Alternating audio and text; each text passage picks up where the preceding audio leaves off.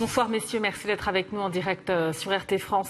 Cette crise ouverte entre la France et l'Algérie, est-ce que c'est un épiphénomène ou bien c'est grave, Farid Demsdeba?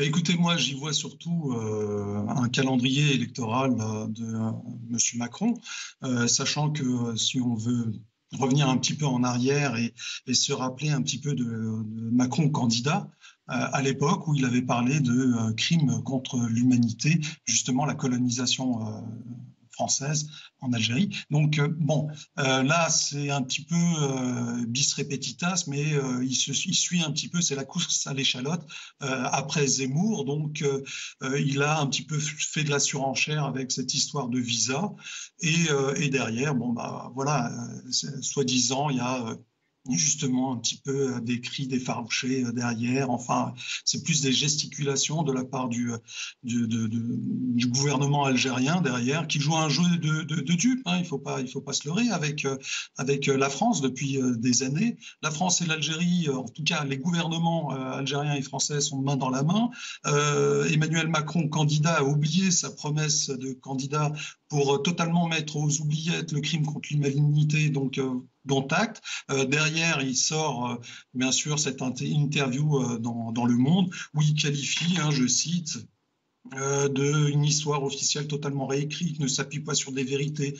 Et aussi, il voit, enfin Macron, il dit « je vois », parlant de Tebboune, qu'il est pris dans un système qui est très dur. Tiens donc, quel système? De quoi il parle? J'aimerais bien justement qu'il soit un petit peu plus carré sur ses déclarations. Donc pour moi, c'est un petit peu un jeu de dupes. Macron utilise un petit peu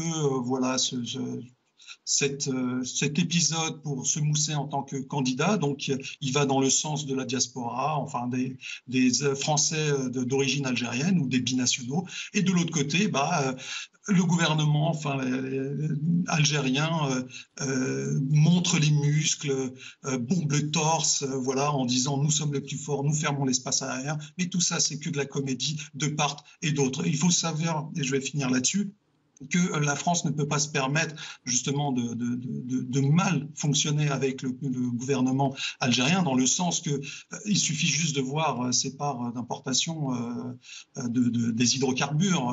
Le pétrole représente 12% des parts algériennes et le gaz n'a cessé d'augmenter. En période de crise du gaz en France, le gaz représente 10% des achats de la France à l'Algérie. Donc ils peuvent pas se permettre de se mettre l'Algérie à dos. Et l'Algérie, derrière le gouvernement, ne peuvent pas se permettre de se mettre le gouvernement français à dos. Parce qu'il faut savoir que les bandits qui sont au pouvoir algérien sont justement maintenus au pouvoir algérien grâce justement à la coopération française, grâce au gouvernement et au soutien du gouvernement français. Dès que Tebboune est arrivé au pouvoir, derrière, c'était... tapis rouge, Le Drian, on dirait que sa maison de campagne est à Alger, plusieurs fois en Algérie, déplacement officiel, Darmanin... Vous êtes d'accord avec l'analyse, le point de vue de Farid Demsdeba?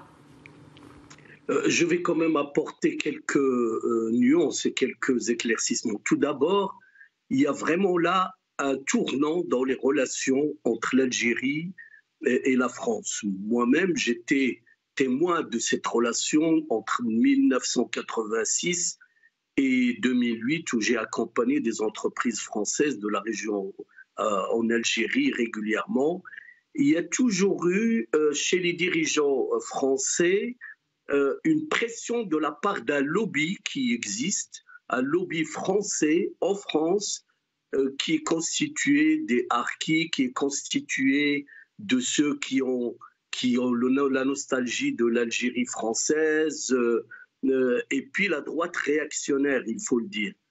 Ensuite, il y a les candidats, que ce soit François Hollande ou que ce soit Emmanuel Macron, ils se sont adressés en termes très apaisés à un électorat algérien et maghrébin dans des termes très convenus, c'est-à-dire condamner le colonialisme, les crimes coloniaux, etc.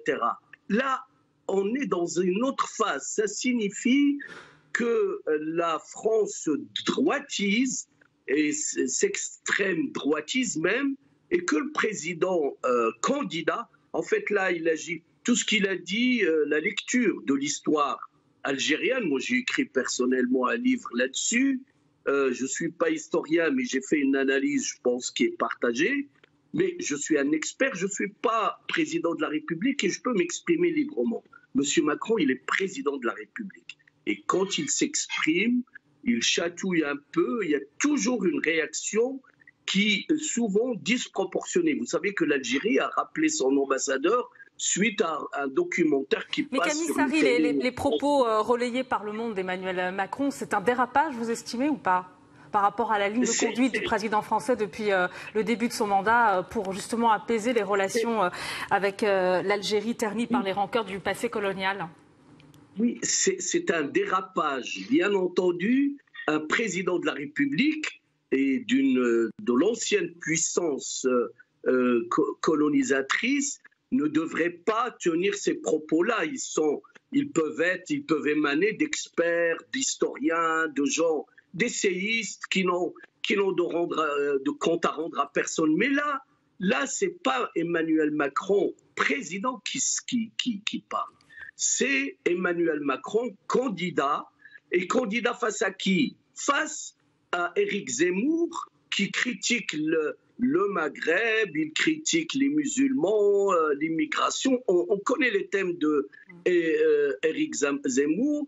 Moi, j'ai une hypothèse personnelle, c'est que le président Macron, il a tout intérêt à avoir au deuxième tour plutôt Éric Zemmour. Là, il va gagner plutôt que même Marine Le Pen.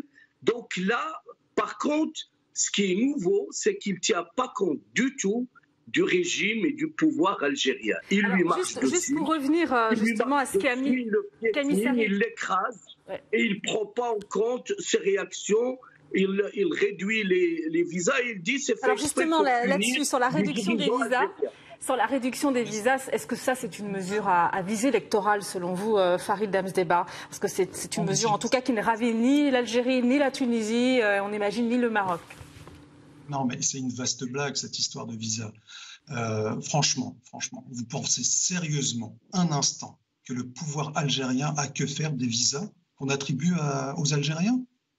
La plupart des gens de cette mafia en Algérie ont déjà la double nationalité, que ce soit française ou d'un autre pays. Et en plus de ça, leurs familles, qui sont censées être visées... Mafia en Algérie, vous parlez de qui? Vous parlez de qui quand vous dites mafia en Algérie? Ben, on le sait très bien. Le Hirak se bat contre qui à l'heure actuelle? Quand le Hirak, en février 2019, se soulève, c'est contre justement un 5e mandat contre Bouteflika, mais aussi pour ce slogan qui dit Yetnahaouga, ça veut dire qu'on retire tout, on tire la chasse et on recommence sur des basses scènes pour un état de droit, pour la véritable liberté, un pays avec des règles et pas seulement un pays dirigé par la justice du téléphone. On le sait très bien, il y a des exactions en Algérie. Farid Damsdeba, vous savez que les propos d'Emmanuel Macron, c'est aussi interprété par le gouvernement algérien comme justement un soutien au mouvement du Hirak. Non, mais c'est un jeu de dupes. Si Macron était un amoureux de la justice, de la liberté, il se serait rangé dès le départ du côté du peuple algérien. Il a eu que faire du peuple algérien. Dès le début, il a envoyé ses ministres pour faire son marché en Algérie. L'Algérie est juste bon pour les contrats, il est juste bon pour les hydrocarbures. Le peuple, on s'en fout. Il y a des centaines, enfin des dizaines là récemment de haragas, des pauvres personnes qui se sont noyées en Méditerranée. Ils en ont que faire de ça. Ils s'en foutent du peuple algérien, comme le gouvernement algérien s'en fout de son peuple.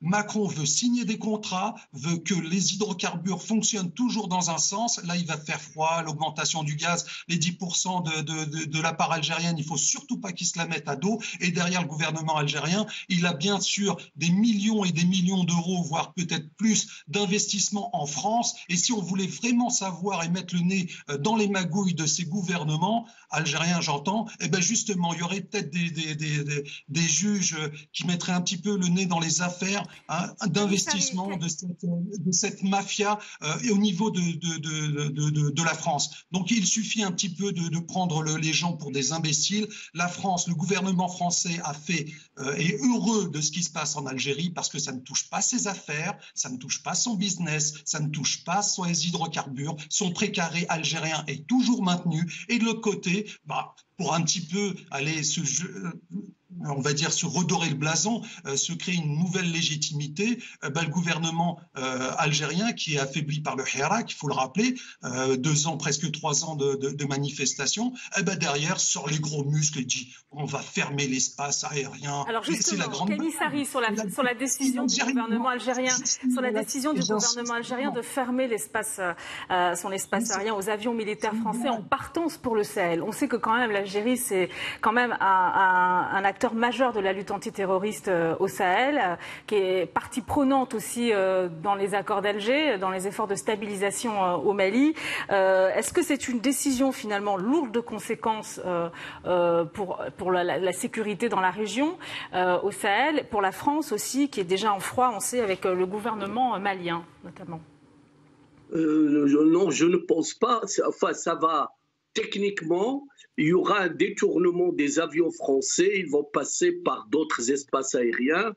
Ça va coûter un peu plus cher, mais ça, c'est le contribuable français qui va payer. Mais ils vont poursuivre.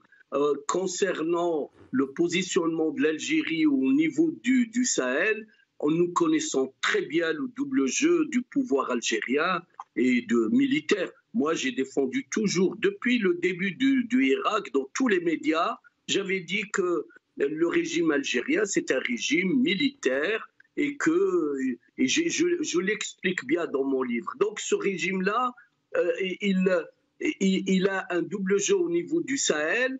Il a permis aux groupes terroristes, et c'est écrit dans Al-Khabar, dans beaucoup de journaux algériens, il a permis aux groupes terroristes de poursuivre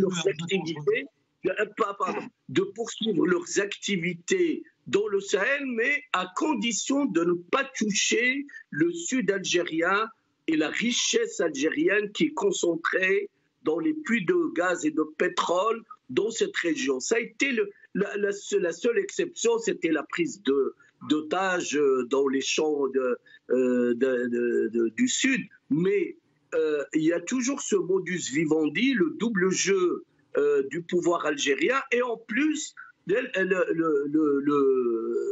junte militaire qui gouverne réellement l'Algérie. Avant, il y avait une présidence qui résistait, c'était Bouteflika, mais ensuite, maintenant, ils ont tous les pouvoirs. Eux, ils ont tout intérêt à ce qu'il y ait encore des problèmes avec le Maroc, avec le sud de l'Algérie, pour justifier le pouvoir algérien, la mainmise du pouvoir algérien. Et là, c'est une fuite en avant parce qu'ils n'ont pas le choix, il n'y a pas de solution au problème du peuple algérien. Merci Kani Sari, vous êtes essayiste.